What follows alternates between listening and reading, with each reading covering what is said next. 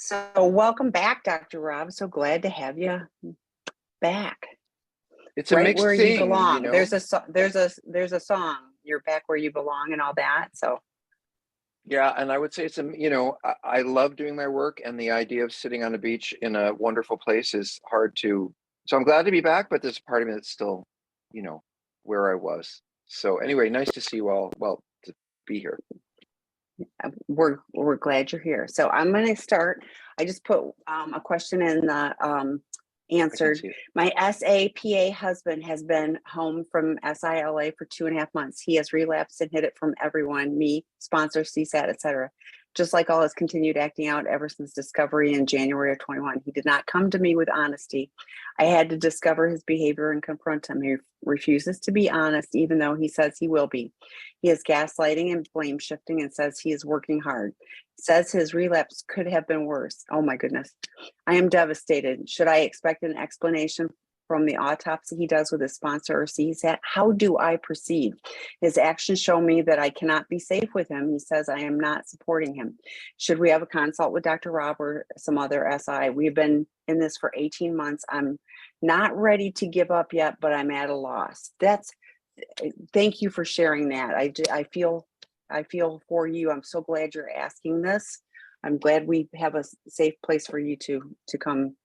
So Dr. Rob, that's a lot. It is, and it makes me very sad Yeah. because this is someone who's had a lot of opportunities to make it right, and this is someone who clearly, if they've been through our program, knows without question the degree of harm they've caused. And so when they go back, not only and do it, people have slips but lie about it and gaslight. It leaves me feeling a little hopeless. So I guess, and I so I'm sure everyone isn't in this situation, and if they were, I'm sorry. But I guess I'm stuck on the last sentence, which is, what would it take for you to give up? What would it take for you to say, I love this person, I'm glad we've had this relationship, but I cannot tolerate this for me anymore? Because it's sort of not. I see the what can he do, what can we do, and I hear lots of talking from your partner, but you're devastated. You're devastated, and hearing the detail, autopsy, whatever the detail of how this happened and how he got there and what it means, doesn't mean anything for you. And by the way, Tammy and I both went, ugh, when we heard says his relapse could have been worse. Well, it wouldn't be worse for you, no matter whether it was 1 or 10, because he's lying about it, he's keeping secret. So really, you're saying that he's not made progress, and that he is not only not making progress and lying about all that stuff, but still kind of minimizing the reality of it. So, I guess I'd have to say, how much can you take? How much can you tolerate? Um, this is not someone who needs more information about how to get well. This is not someone who doesn't understand what they need to do, how they need to do it. This is not that person. And so, because I know when you go through our program, one thing is you get what you've done, how it's harmed the people you love, what it would mean if you continued to do it to them, and how to be at peace with yourself. And also the specific details. You got to do this, you got to do that. Someone who's in this place after, and by the way, I want to say, we don't have a perfect program. I'm sure we don't do everything right with everyone, but we're reasonably on target. And if this person's only been home for 2.5 months, it just makes me really concerned. And I've heard spouses say, well, maybe we should send them to another treatment center. I just think that at a certain point, someone has to be accountable to what they're doing to themselves and the people they love. And look, and I don't mean to diminish a relationship, but if someone were slapping you across the face on a regular basis, and they went to anger management, and they went to treatment, and they dealt with their anger and their blah, blah, blah, and they dealt with their alcohol use, and now they're home drinking and smacking you across the face again, at what point would you say, I deserve better than this? And everything in this, I'm going to shut up, Tammy, I promise. No. Everything you've said, which is a long paragraph, up into how do I proceed is all about what he's doing this and he's doing that and he's doing this and he's doing that. And then you're saying, what do I do now? And, in my belief, I just said this to another couple, it isn't about anything that you need to do. You need to sit back and watch and say, wow, is this really something that I can tolerate going around once again? Because if this person's doing this now, they're not done. And maybe they do need to experience a greater loss than they've had to date in order to change their behavior, or maybe they're never going to change their behavior. I don't know. But what this is telling me is my behavior is more important than you. My behavior is more important than the relationship. My behavior is more important than the money I spent for treatment or the relationships. The guys build relationships in treatment. We have alumni group every week, twice a week. They can see each other. They can reach out to each other. And then there's a support that they can get in programs. So the other thing, and I hate to say this, I had to discover his behavior and confront him. At this point, for me, that wouldn't be good enough. And so I don't know if you need a lawyer. I don't need if you kick him out. I don't know, what your next step is for yourself. But I think whatever the next step is, you need to take it, or you're going to lose your own mind. Tammy, you might be more gentle than I. I don't know. What are your thoughts? No, I'm mad. I was like, Right. because I'm heartbroken for you, but I'm mad when he's blame shifting and saying that you're not supportive enough. I like foul language comes to mind. Honest to God, I was just like, that makes me so angry. You are incredibly supportive. You supported him going to treatment and getting the best chance. Dr. Rob, I think, kind of minimized, because there is no more expert treatment team than the Seeking Integrity. They have a plan. They have the support. If they follow the plan, we just got an amazing letter from a partner. I was in tears because this person was so affirming of the work, and of Dr. Rob working with her husband, and how she sees he's shifting. Compare and contrast that to someone who, like Dr. Rob just said, my acting out is more important than you and anything else. And he doesn't value you. He doesn't value himself, because recovery is such a gift. And he had the opportunity to lean into that and all the tools to be able to be successful. And he's chosen to not only go right back to the same problematic behavior, but lie about it. He didn't come to you. You had to discuss, you've done all the heavy lifting. So I'm with Dr. Rob 100% with this. Is like, what do you need to do to take care of you? And it may be, consulting a divorce attorney. It may be you separate within the home, whatever it is that can provide safety for you, emotional, physical, financial. I think that's really critically important. You take the focus off of him, focus on you getting support and taking care of you, because clearly you need to just focus on you. So anything And else, Dr. Rob? the most important sentence to me that I hope you listen to, because you wrote it, is his actions show me that I cannot be safe with him. To me, again, if someone's smacking you around, you have to find a way to keep yourself safe. And if you don't feel safe, and as Tammy alluded to, and I know that you guys don't like to hear it, people have slips. People go back to drinking for a period of time. People go back to, but they come back, they're honest, they clean it up. You should never, at this point, have to be dragging the truth out of someone that you care about. He may or may not do it right. Maybe, but how can he, but what he can do right is talk about it. What he can do right is tell you. What he can do right is not leaving you in a position of having to drag. That's just crappy behavior. And yeah, I think we say boundaries are for you, they're not for this person. But sometimes setting boundaries does have an effect on the other person. And, we often say, well, not often say, but we sometimes say, get a lawyer. It doesn't mean you have to do the divorce. Doesn't mean you have to separate. Doesn't mean you have to separate your finances. But it's a very clear statement that you have put yourself first and that you're not going to take this anymore. So I think it requires an action on your part. And then the action is not gaining more insight or being more engaged in what he is doing. The action is what you can do for you. So, and I hate to bring that to you. like Tammy said, I just hate it. So here's the next one. Honestly, we have lots of treatment success, but here's another one. My husband got out of SILA 2 months ago. It's about the same time frame, and finally hit 30 days a few days ago. Yesterday, he decided he couldn't do it anymore. He wasn't willing to live a life without porn because it's just too hard. He refused to make outreach calls nor go to a meeting, and ultimately told me that I have to accept porn or he's gone. So I kicked him out. This morning, it's a different story. He messed up and asked me to let him back in after he spent hours watching porn yesterday. I didn't. I guess my question is this: is there any hope? This addiction seems so hard to overcome. And my husband is also autistic, so I know that plays a role. Therefore, I struggle with being totally done. But it's been over 2 years and I'm tired. So I hear you. I'm even sadder about this story than I am the last, because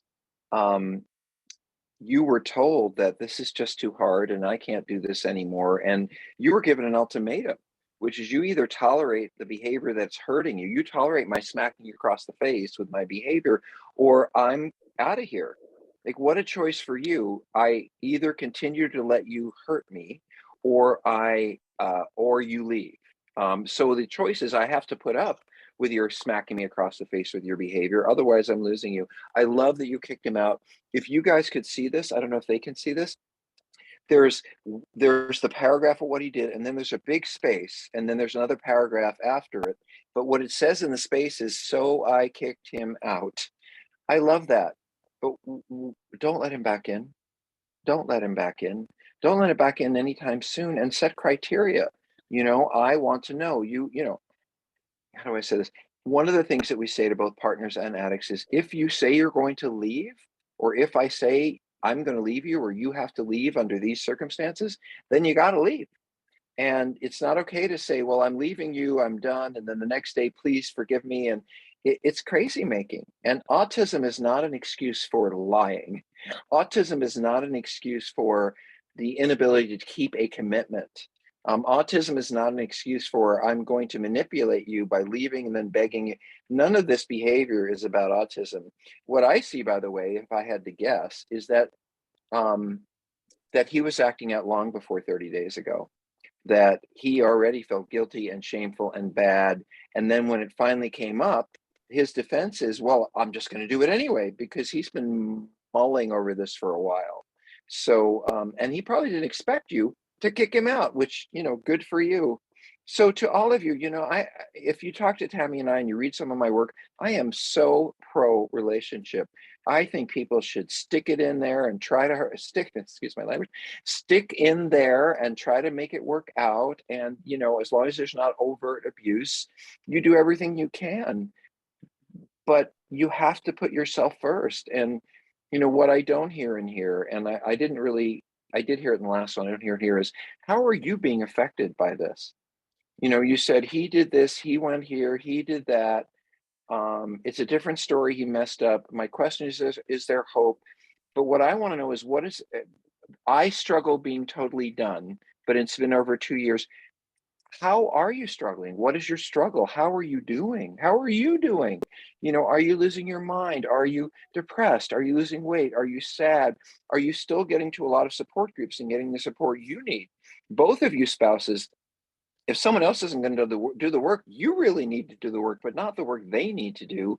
You need to get stronger and stronger so that their attitudes, their beliefs, their manipulations are not going to fly with you, because you are strong enough without this relationship. Nobody wants to be separate from someone they love and are deeply invested in. Nobody wants to separate in a situation where you have kids and a family and history, and you love them. Even people who have awful relationships, there's still a sense of love between them. But love is behavior.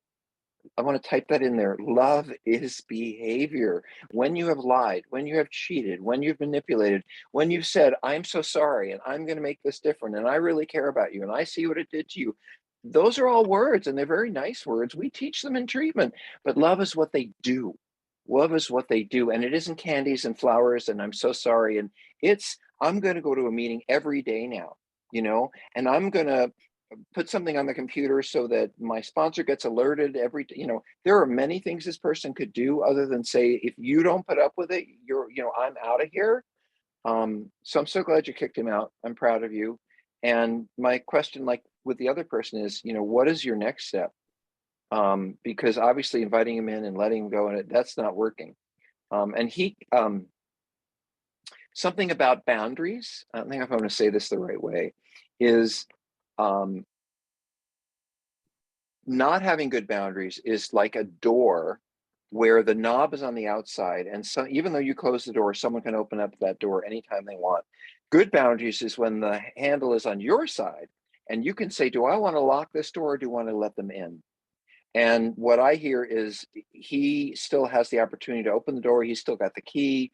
I really want you to find a way to be in control of the boundary and make your own decisions for yourself about this. And by the way, what is your boundary?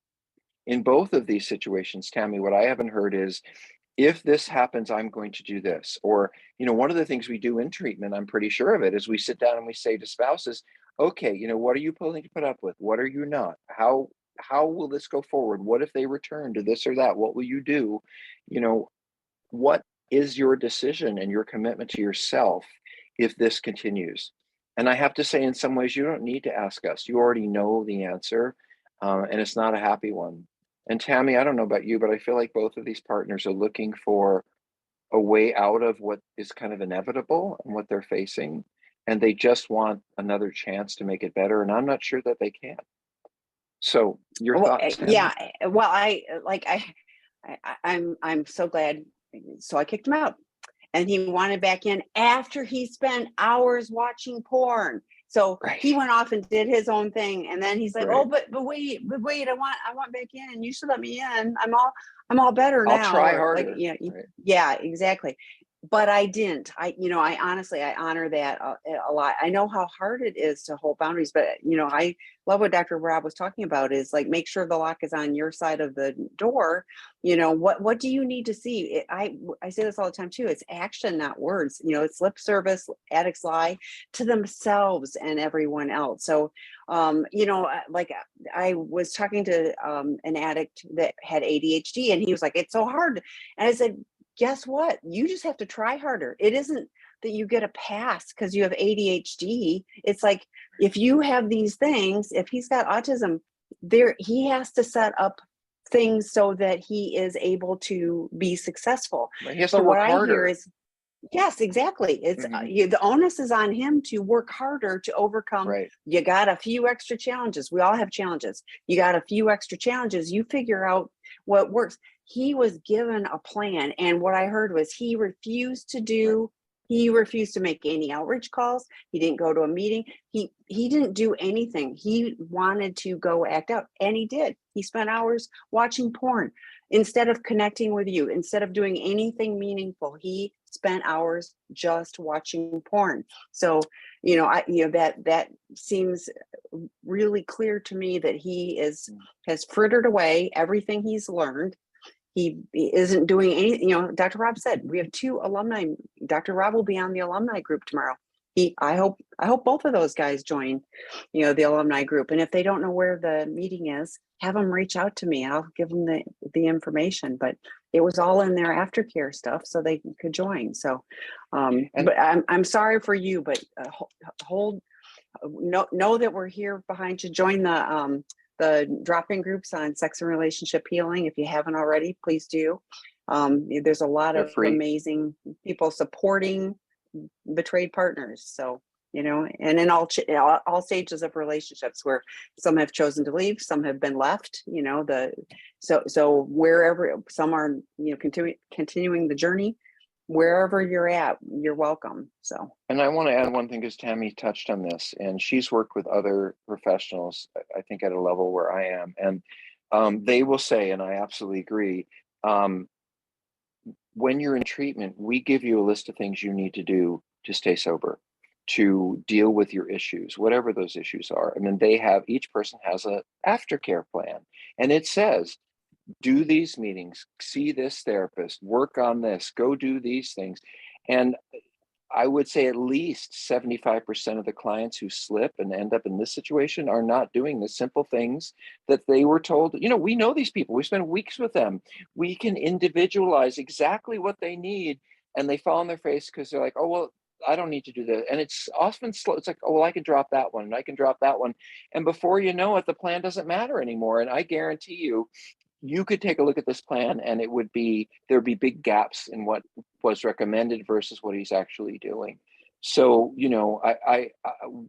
I think we do good work. We don't do perfect work, but what I do know we do really well is give people direction on how to go live their lives when they leave us. And then it's up to them.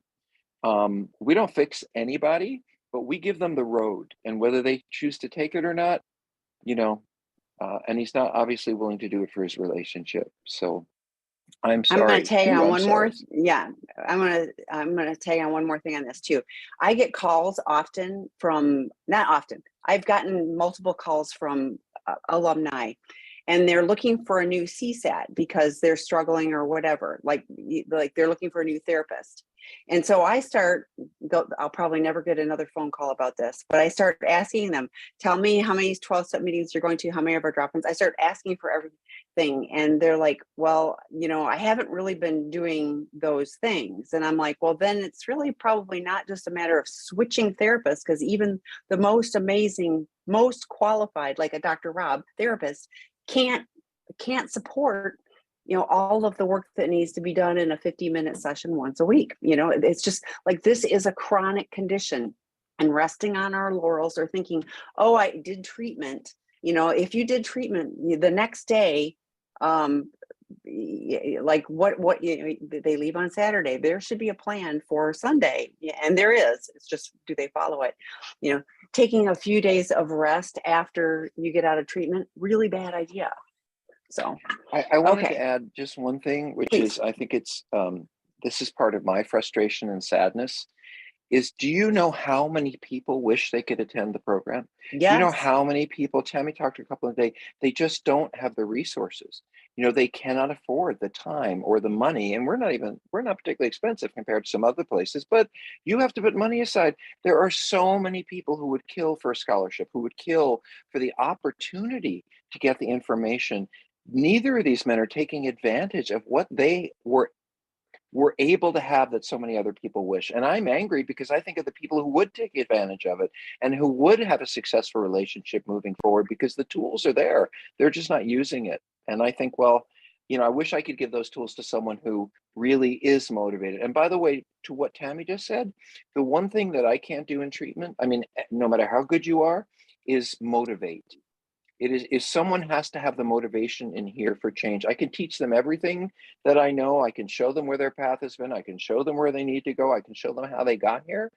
But if they don't have a deep and enduring motivation for change, I can't create that, and without that, who wants to go sit in a meeting at 7 o'clock after a long day? Who wants to go to another therapy session? This isn't about having fun. This is about a commitment I made because I want to stay married, because I want to be a better person. And that's the one thing I can't create for people, is that commitment to change. You can lead a horse to water. So I'm just frustrated about, Tammy said today, there's people who so wanted to come in and, they just can't. So anyway, I just wanted to add that because it bugs me. Me too. Okay, so the next question is, do you still do Friday at 4 p.m.? I'm kind of thinking that's alluding to your in the rooms group. Do you think? I have no idea what that is otherwise, but That was at 6, and I volunteered for an organization for about 5 years on Friday nights at 6 for years. Not us, it's a different organization, but I don't. I stopped. I sort of paid my time. It was like 5 years I wanted a Friday evening off, and so no, I don't do that particular thing on Friday evenings. But you can have a you're consultation with me here. if you want it. I'm here Yeah. every Monday night. By the way, Mhm. some of you don't realize this, and the therapists certainly don't. I see I spend 7 hours a week with the clients, something like that. I mean, they will see me 2 to 3 hours a day on the days that I'm there, which is 2 to 3 days a week. So in case anyone was thinking, oh, I just kind of oversee, or, I drop in some feedback, I am there working with your spouses, working with your partners. And I know their vulnerabilities, I know their strengths, and I'm on top of and covering all these cases, even though I may not be doing every piece of the work. So understand that this isn't just theoretical for me. I am in there with your clients doing my own thing and helping them. And so I just wanted to put that out there. But and also I do consultations. If someone wanted to spend time with me, Tammy can set those up. But I no longer give my Friday nights away. And also have a marriage, and I was told that Friday nights actually had some meaning. So no. Yeah, yeah, that's what I assumed it was alluding to. But and we have all of these amazing drop-in groups for free, where you can go participate. More similar to what the in the rooms was, where you can go online, but you're here. And this is the once a week where Dr. Rob is working with anyone. I'm saying that because on Tuesdays he does a peer case consultation group. So for those of you that are working with a trained therapist, there's a group that he volunteers his time and spends an hour a week with them to help facilitate their cases. That's really meaningful because that means that your therapist wants to do the best work for you. So having your therapist be participants in that group that Dr. Rob, again, gives away his time for it's a great group, but that's an educational for professionals only. So, okay. And it's all anonymous. So even if they were talking about you, we wouldn't know it was you. So, okay. I'm trying to understand my SA husband's addiction through my own. I'm 22 in recovery from bulimia. I'm curious what a craving is like for an SA to act outside the marriage. I feel like my body and appetite regulation hormones got so damaged that sometimes I felt I had no choice when I was in my own addiction. My digestive organs stopped working, and sometimes the bulimia would allow them to function or provide relief. Does craving for sex outside the marriage involve choice entitlement? So I'm going to leave. I think Tammy has a particular compassion for people with ED and those challenges, but I do want to say something about this because I think I do. I think I do have an answer, which is, how do I say this? After 25 years in my recovery, I work. I still work on these issues, and I could absolutely act out tomorrow. I don't trust myself in this area. I don't know whether this person's responding to a craving for sex outside the marriage, or is there choice or entitlement. But I can tell you this, they could call someone first. They may not be able to not act out, but they can go to 12-step meetings and they can find some people to reach out to. And, I used to say to my folks when I would sponsor people, which means support them in recovery, I would say, you can go have sex or do whatever you want, but first you have to call me and you have to talk to me. And after we have a conversation, if you're still going to go do that, and oftentimes, by the way, what addicts are not thinking about is what happens after.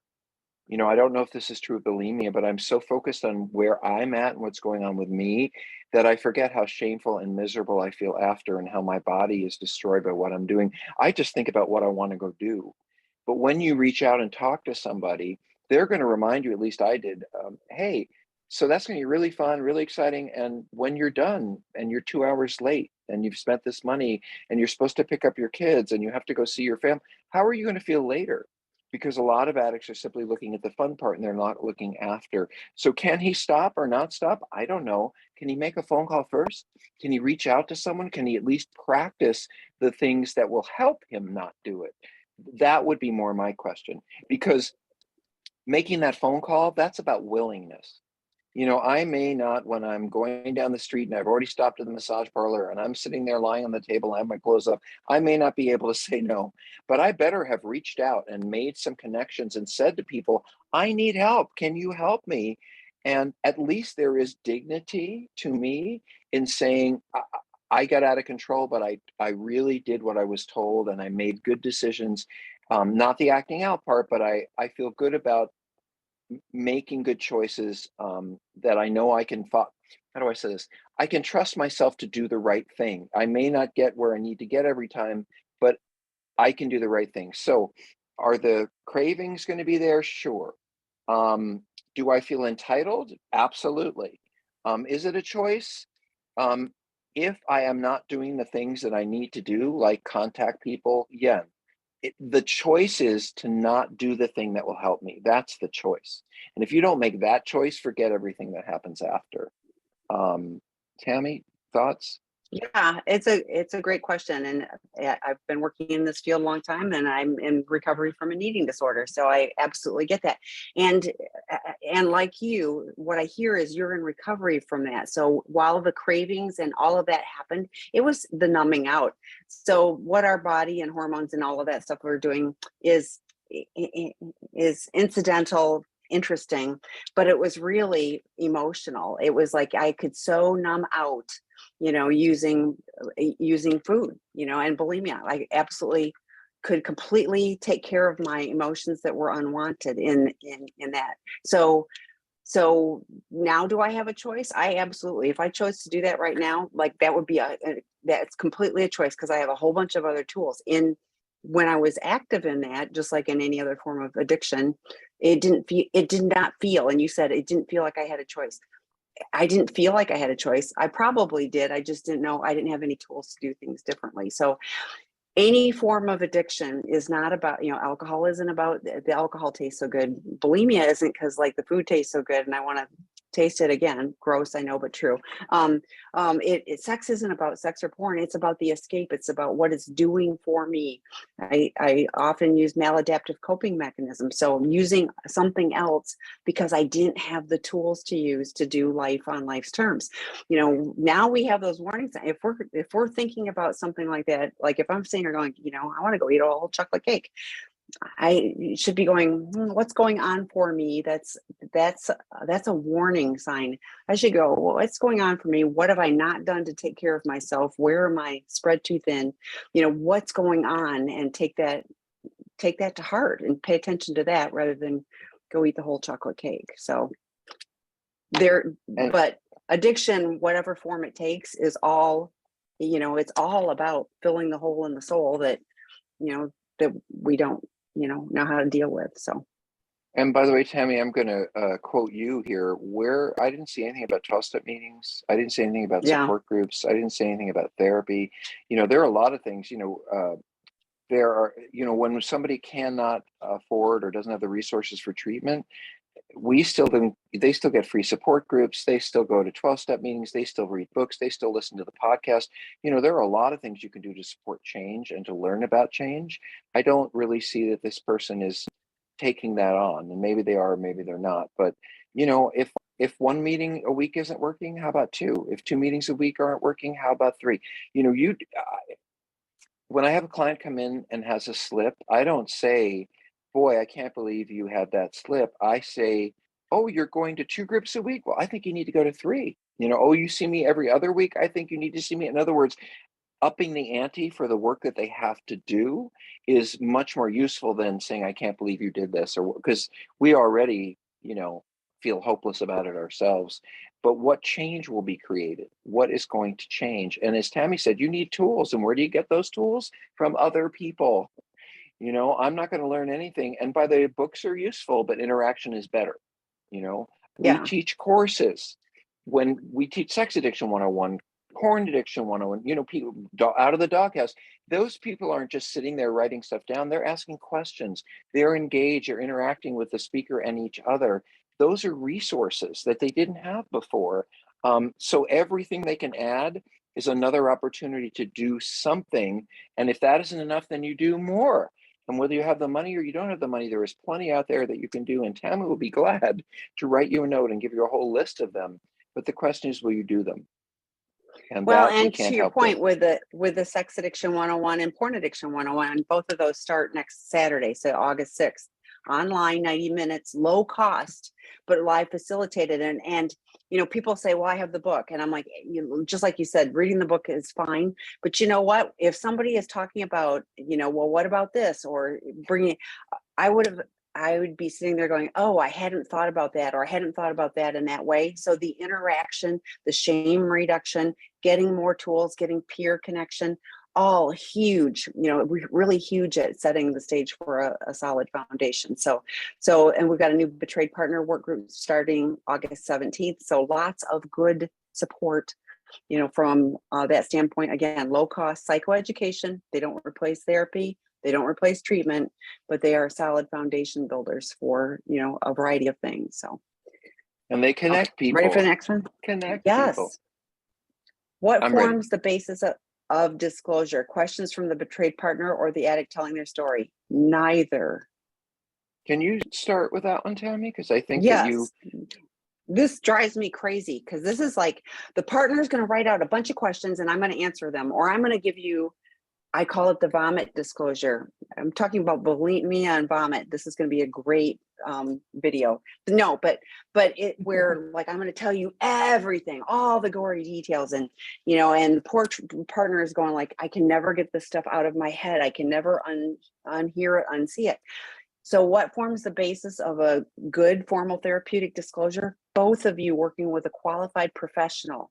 That's honestly, you each getting the help that you need. So addict, you get help in creating what goes into that. And it's data. It is not, 20 pages of narrative.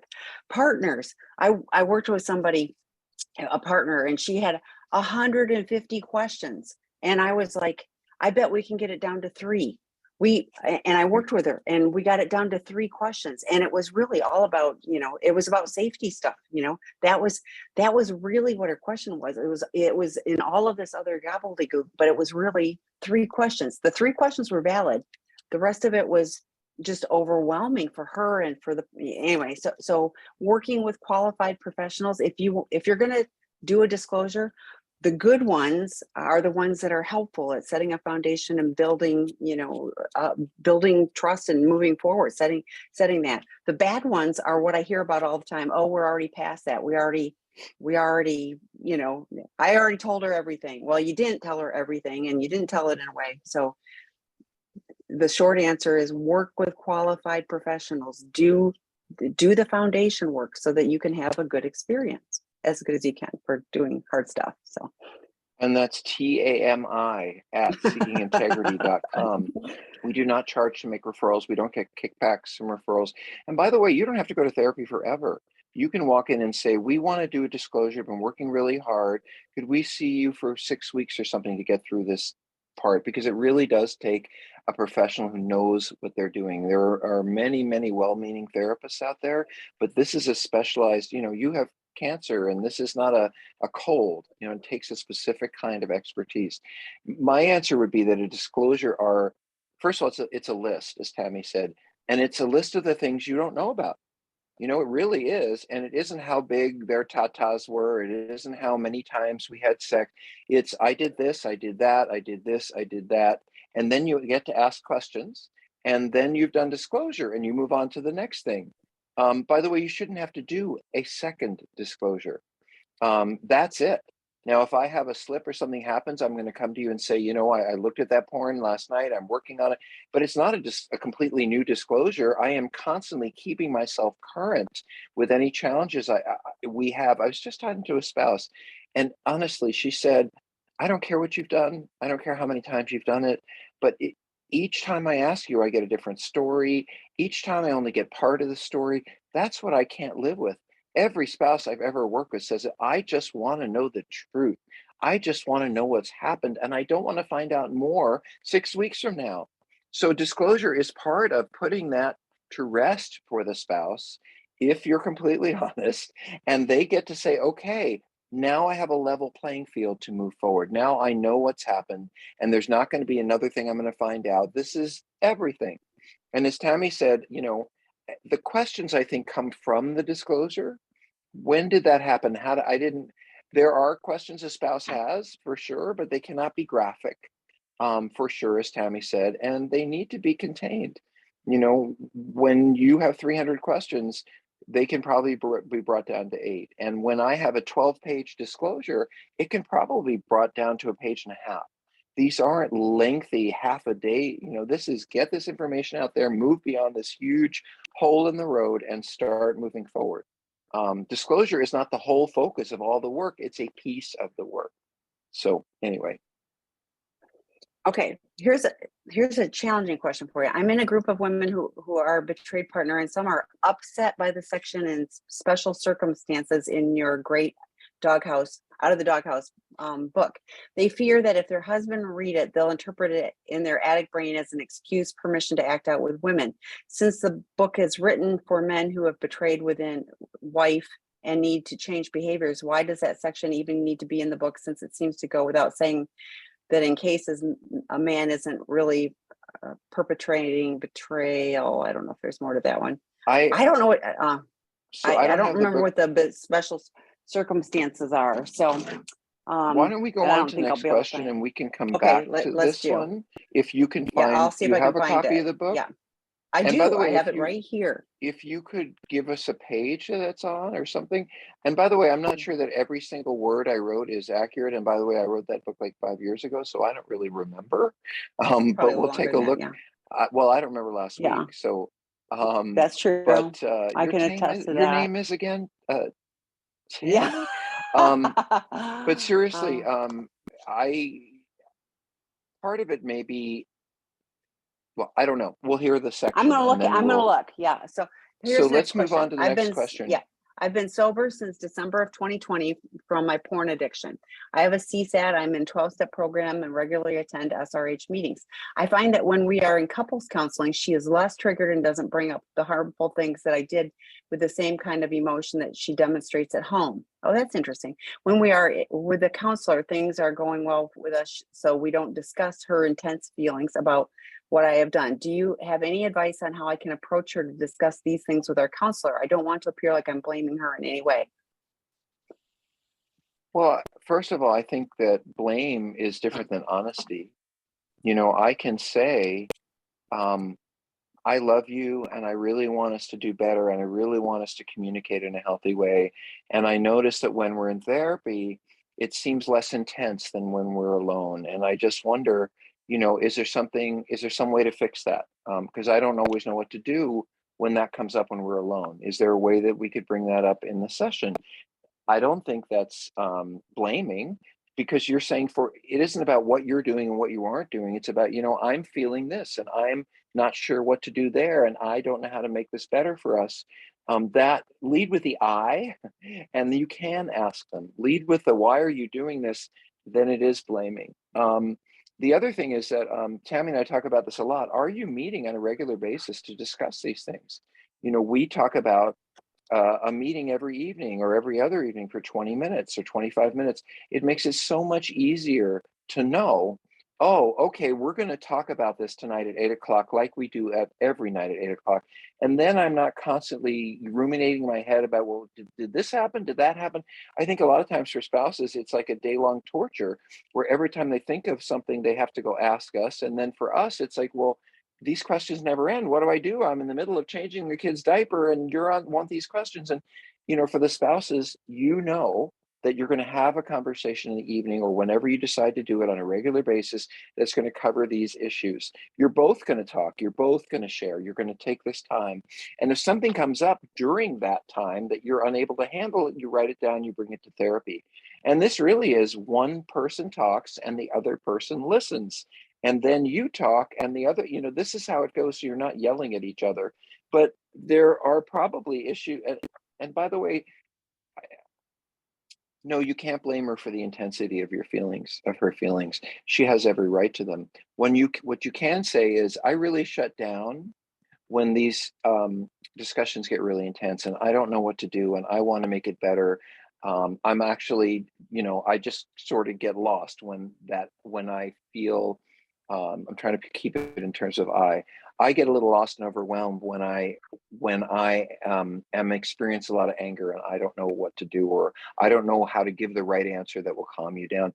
I mean, there's nothing wrong with talking about your experience. The problem comes in is when you start pointing your finger, and also putting time aside so that both of you know, especially your spouse, that they don't have to ask you something at 2 in the afternoon and get angry at you, because every morning at 7 you're going to sit down, whatever that is, and you're going to talk through the issues. And if any come up that you can't handle, you're going to write them down and bring them to the couples counseling. um, and then there's also, I would say, questions about the counseling. Who is doing the counseling? Okay, I have a CSAT. Is your couples counseling with someone who understands these issues? Um, I would be curious, if there isn't a trained professional doing the couples, then spouses can also often feel like they're being too aggressive, they're too upset, they're too this, they're too that. And there is a finesse to helping spouses be able to express what they're feeling, feel understood and heard, which is going to reduce the tension when you're not in therapy. So, who is doing those couple sessions? If you have an individual therapist, are they talking to the person who's doing the couples work? I mean, there's a whole bunch of unknowns here.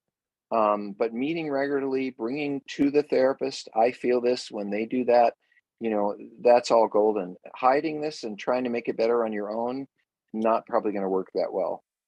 Tammy, what do you Well, know what it yeah, says? no, and I agree. Like, but saying this is what we need to bring to our couples counselor, and if we're minimizing it, if we're trying to look good, which can happen. I'm not saying that is, but like everything's good, we're doing good, like that isn't helpful. So being the real and raw you in with the counselor, that's what they're there for. So, so I think, I'm going to write this down that, this is one of the things that we struggle with so that we can bring it to our couples therapist is that, do you agree, and then it can be a whole discussion about why or why not. But don't Somebody, tell thank them they're goodness, go ahead. too angry. Don't tell, sorry, Right. Tammy. Don't, because Yeah. they'll say, you think I'm angry now? That is just going to make things worse. I don't know how to manage anger when it comes up with the two of us. That's going to go fine.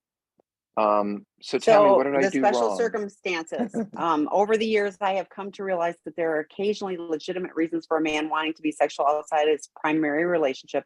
I believe that it is important to recognize these following situations. Your partner has profound physical problems that prevent her from having, desiring, or enjoying sex. And that doesn't mean you've cheated on her, and so your partner consistently refuses to have sex or is reviled by the experience of sex, or she is not willing to work on the underlying psychological causes of her aversion. You and your partner are separated for long periods because of career demands, family needs, or other commitments. These are legitimate reasons for opening up your relationship if one in one way or another. However, there is no excuse for doing this in secret. Like it Right. goes on through the rest, so, I mean, and Okay. then there's So an example, but here's to the point of the question. Are there circumstances, I'm going to make this up. My spouse has vaginismus. They have very, very it's very painful for penetration. They really struggle with that. We don't really have sex ever. Um, is that a circumstance where I might be sexual outside my relationship? Sure, it might be. But the thing is, and Tammy read the most important, I just don't decide that I'm going to go do that. It opens up a line of conversation and discussion, which is, we're not having sex and I'm not sure what to do about that. And I know you have these vulnerabilities and I don't know how to manage it. And do you think we should have an open relationship? Is that something that we should talk about? By the way, this isn't something to talk, I don't think on the list was, I'm a sex addict and I can't help myself. These are real physical or emotional disabilities that are leaving a couple unable to be sexual. That's what I'm talking about. I'm not talking about I'm angry at you, so I don't want to have sex with you, or I can't help myself, I have to have sex with other people. You're just going to have to get used to it. So actually, I think it's pretty clear. I could be wrong. Tammy can tell me, but it's two pieces. One is talking about very unusual circumstances. And number two, there's nothing about a secret. I can ask you any day of the week, by the way, I'd like to have an open relationship. What do you think? I don't know what kind of answer I'm going to get, but I have every right to say it. Um, you can discuss this, but you don't get to just do it. What you don't get to do is say, God, we never have sex, I'm going to open up our relationship, but you're doing that by yourself. So are there circumstances where a couple might be in an open relationship? Absolutely. Is it a good idea for sex addicts? Not particularly. And for those people who do have open relationships, that's all about boundaries. It is all about safety. It is all about how and in what ways you decide that that's acceptable, that's not acceptable. Do I tell you about it? Do I not tell you about it? There are so many rules in order to make it a healthy decision that a couple makes together. And I have to say, just to say it, Tammy, I can't remember a sex addict couple in a long time where this has come up. Um, and if you can't be sexual in terms of penetration, there are a lot of other ways to be sexual. So I really meant, and I apologize if I wasn't clear about, that there's some profound physical or emotional disability that leaves people who deeply love each other and care about each other unable to be sexual. In those circumstances, you may want to seek someone out to discuss if there are other ways you can be sexual with each other or someone else. But I'm not just, if someone's looking for an excuse in that, then they're looking for excuses. But Tammy, I don't have it in front of me. What are your thoughts, having read it and having it Well, in front of you? and I do, because you use an example of Mary, who was paralyzed from the neck down in a diving accident, was able to perform sexually. So they came up with an agreed upon plan for the two of them. So like, and they're happily married, but it works for both of them because, you know, like this book is so rich with great information. So if a betrayed partner doesn't want their spouse or partner to read the book and look at all of the other stuff because they're afraid they're going to glom onto that, well, then that person has way bigger problems than reading page 38 in Out of the Doghouse, because you know and they really should start with Sex Addiction 101, because that's, you know, far more foundational. And I kind of said it when I was reading, but your partner consistently refuses to have sex or is reviled by the experience of sex. That isn't because you caused that, because of the distrust she has for you, because you are a sex addict and you've had indiscriminate sex with hundreds of people that she just discovered, and now you're going, oh well, now she doesn't want to have sex with me.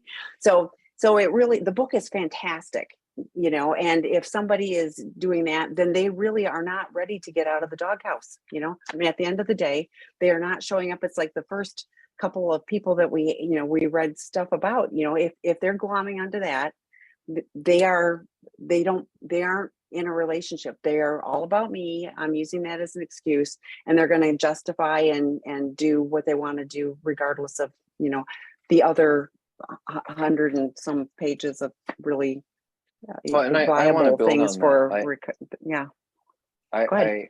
I wrote a couple of things down, if you don't mind. I've worked with a lot of men and women who don't want to do disclosure.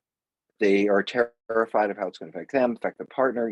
They've told their therapist, but the couple has worked toward, we need to do this. And then let's say I'm this person and I go to a 12-step meeting and I raise my hand and I say, I don't want to tell my spouse, it's going to ruin their this and that.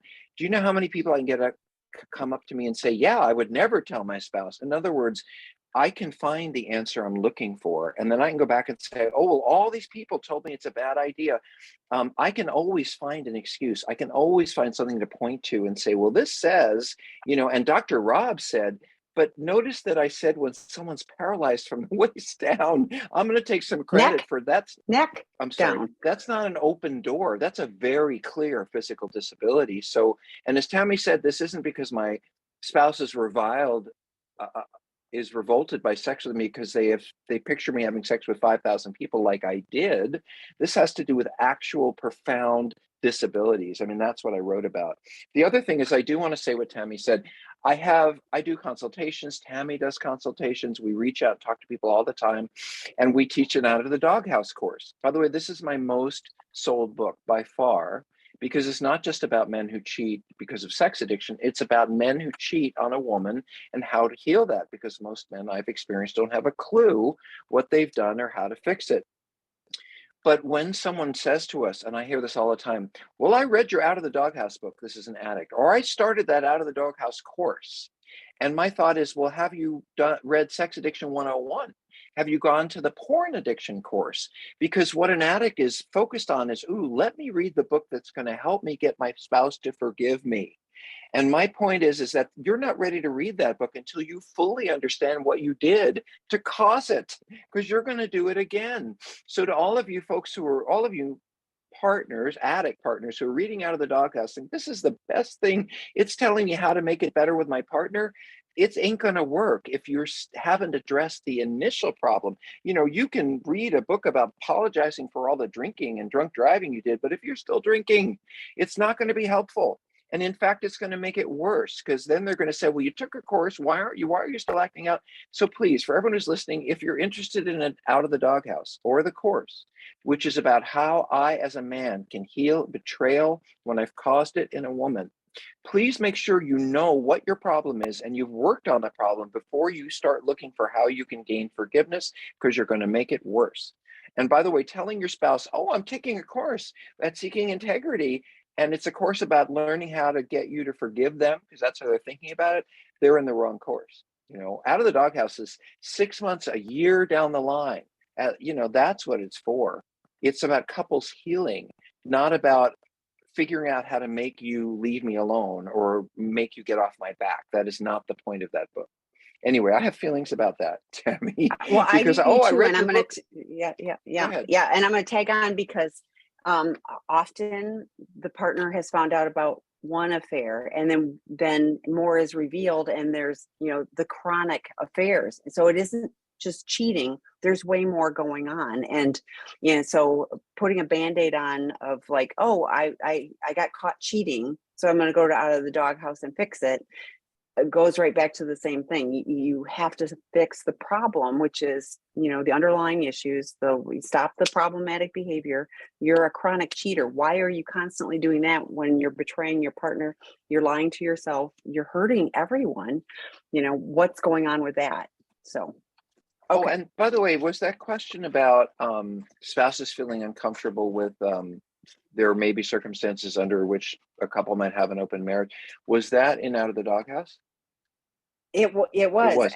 Okay, I'm in a group of women who are betrayed partners, and some are right. upset by the special So circumstances.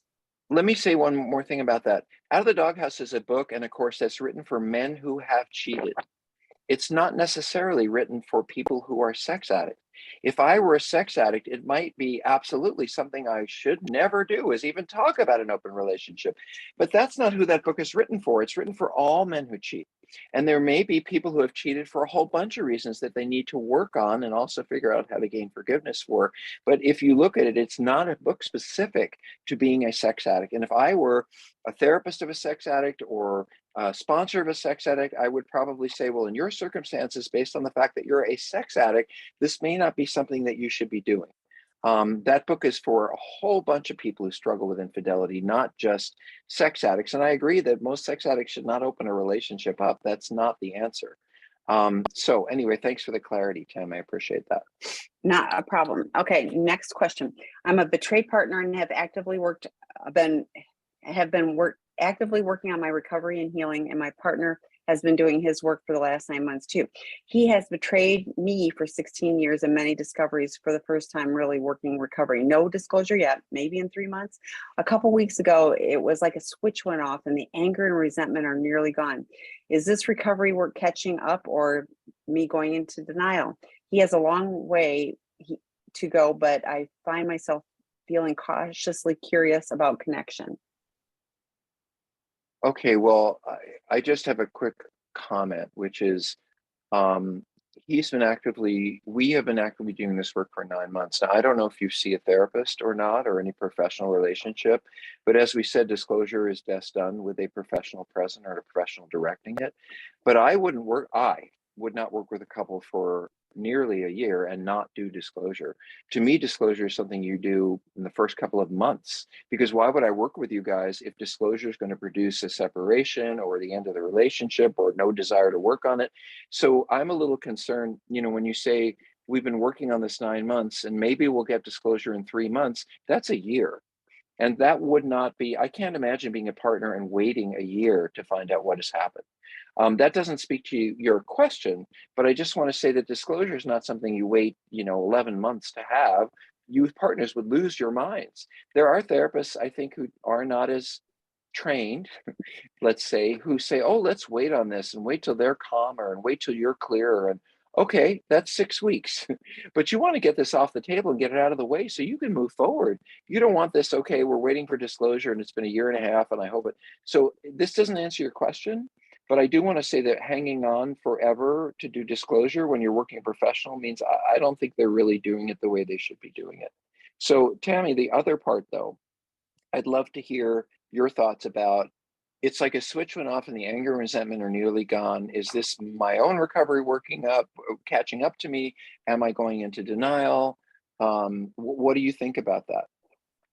I this is this is ebbs and flows to me. I was like, appreciate the calm. Something will pop up. You'll get triggered. And there'll be some anger, and it'll be okay. you probably have gained more tools. But anger and resentment. So Debbie McCrae did a series of 2 webinars about grief, and there's all these stages of grief, and they aren't linear, and you don't get done with this one and then go to this one, and there isn't a set time frame. They go like this, and so there's still more grieving to do, and there'll be some anger with that, and then there'll be some resentment, and then but then there'll be some peace and joy. So I think it does calm down, and you spend less time in those spaces because you have more tools. You have more support to lean into. You start feeling like, okay, I survived that, I can survive the next one. But it doesn't magically all get better. But yeah, I think it'll be good when you have the disclosure. You're both doing your work great. Enjoy the peace for the moment.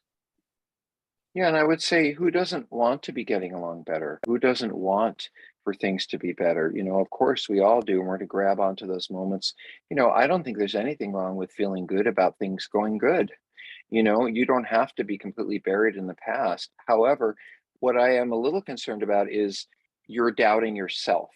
I trust you that if things feel good, they feel good. The problem is that you cannot trust the person you're with. And so you may feel like you felt like things were going well before, but you didn't know about all this other stuff. So now if I was starting to feel better and closer, I would also begin to worry as I let down my boundaries, as I get closer, am I going to find out more? And by the way, it's not that you're going into denial, but you haven't done disclosure. And so you don't really know everything that's happened. And you don't really, some of it, or part of it, and let me sort of say something about that. I've worked with so many addicts who say, my spouse, male or female, knows all about what I did. And what they mean is, my spouse knows that I went to some massage parlors. My spouse knows that I had a short affair 6 years ago. And my spouse knows that I look at a lot of porn. But that's not disclosure. Disclosure is, I had that affair for 3 years.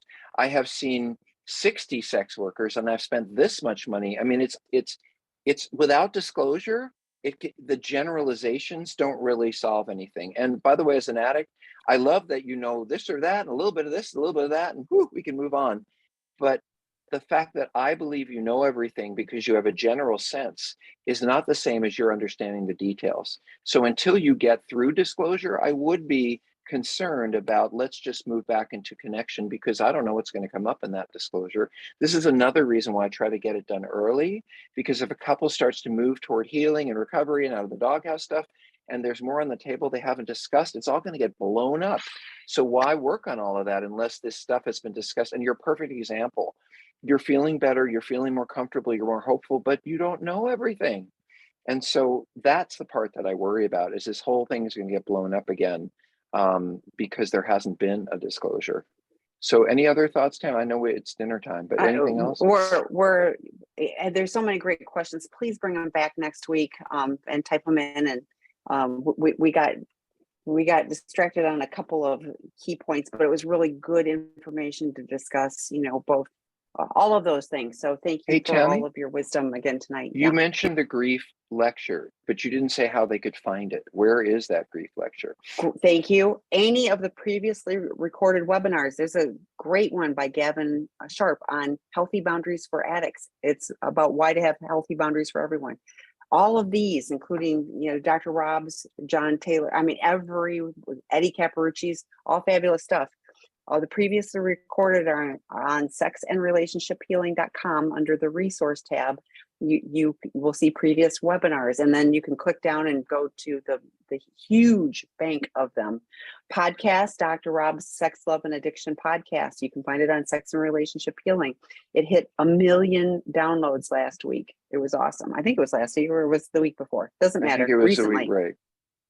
Yeah, that's a big deal. And so, but solid information and resources. We try to have lots of solid resources for you, not just gobbledygook is what I want to say. But anyway, so thank you. I want to answer back. the next 10 questions, but I know feel we free can't. feel free to write some of them. We can often, or call Tammy, and a short consultation may answer your questions. I don't know. Yeah. But we certainly do Yeah, our we have best to give support sessions on seeking integrity, 25 or 50-minute support sessions. I do some, but my colleagues do others, not Dr. Rob. He does a 2-hour expert consultation. They're amazing. So there's lots of resources.